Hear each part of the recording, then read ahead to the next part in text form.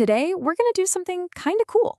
We're going to tackle a math problem, a problem that for centuries people thought was literally unsolvable. But as you're about to see, a brand new way of thinking didn't just find an answer, it found the perfect one. So meet our mathematical monster, an 18th degree polynomial. For the longest time, everyone in math pretty much agreed. Finding a single exact formula for the roots of this thing was impossible. You could get close, sure, you could get an approximation, but the perfect, precise answer, that was thought to be completely out of reach, forever. Now, to really appreciate just how big a deal this breakthrough is, we first have to understand the old way of doing things, and why, for a monster like this, it was basically a dead end. To get what the challenge is, we need to be clear on what kind of answer we're even looking for.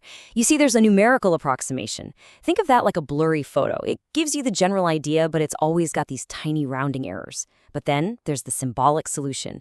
That's the perfect high-resolution photograph, a precise formula that gives you the exact value with zero errors. And that's the prize we're after.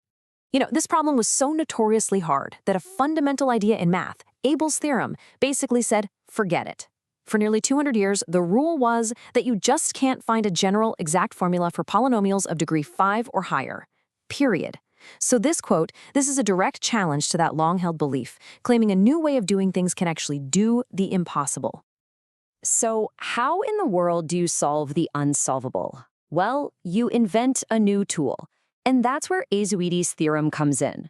The best way to think about it is like a special key, one designed specifically to unlock this exact kind of problem. At its heart, Azuide's theorem is really a transformation engine. It's a machine. It takes all the complicated numbers, the coefficients, from the original polynomial, and through this really clever recursive process, which just means it applies the same rule over and over again, it re-engineers them into something much, much simpler. Okay, this is the formula that powers the whole engine. Now, don't worry about trying to decipher all that. Seriously, the crucial part here isn't the math itself, but what this powerful recipe does. It gives us a step-by-step method to totally transform every single piece of our monster equation. So here's how it works, big picture. First, you take the 18 original coefficients as your input. Then you run the process, applying that recursive formula over and over again. What comes out the other side is a brand new set of 18 coefficients. But as we're about to see, these new coefficients are hiding a beautiful and very, very surprising secret.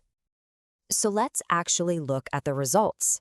This is the moment where the theorem finally tames our mathematical monster by revealing that hidden pattern.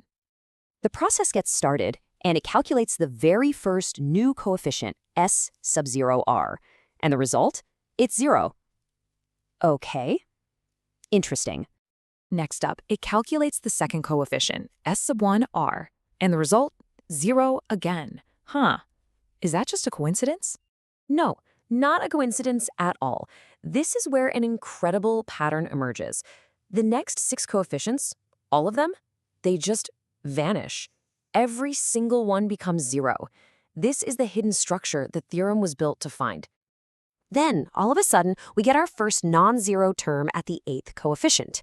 Now, this number looks complicated, but what's important is that it's a precise symbolic value. It's a crucial piece of the transformed puzzle. And just as suddenly as it appeared, the pattern of zeros comes right back. The next 8 coefficients, from 9 all the way up to 16, they're all 0 too. I mean, think about that. Almost all the complexity of the original equation has just been wiped clean. And this is the final result of the transformation. It's just incredible. On the left, our original monster with 19 different terms, and on the right, what's left after the theorem did its work? A clean, elegant equation with just 3 terms. All of that complexity was just hiding this simple structure underneath the whole time. So now that the monster has finally been tamed, we can do what we set out to do from the very beginning.